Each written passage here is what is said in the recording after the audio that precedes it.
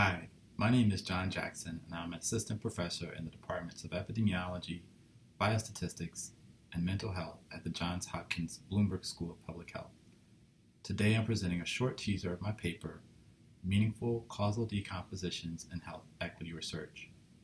Causal decomposition analysis methods encompass those from epidemiology, such as mediation analysis, economics, such as decomposition analysis, and demography, such as standardization.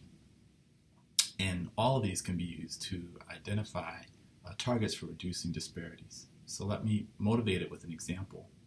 Suppose we had a population of patients with uncontrolled hypertension at baseline, blacks and whites, and we observed a disparity in hypertension control at follow-up, with blacks having worse control rates than whites.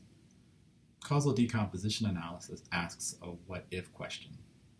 What disparity would we observe if we could remove disparities in a potential target that causes the outcome, for example, by removing disparities in an antihypertensive treatment?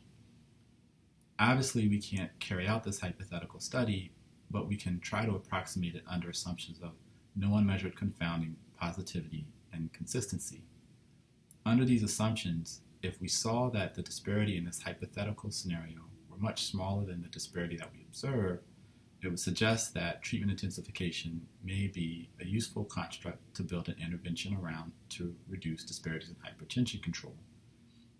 All of this is very exciting, but in my paper I argue that in using these methods, we have to be very careful in thinking through whether or not the differences we are studying actually reflect disparities. In essence, when measuring outcome disparities and defining hypothetical interventions to remove disparities in targets, we have to think through what sources of difference might be considered allowable or fair and adjust for these to take these sources off the table when measuring disparity.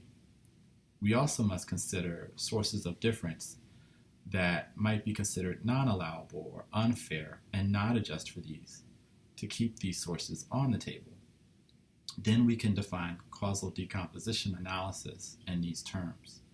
To help investigators think through these issues, I discussed concepts of whether differences are modifiable, amenable to intervention, whether they reflect aspects of the social contract of how treatments are distributed in society, and also the purpose for which disparity measures are used.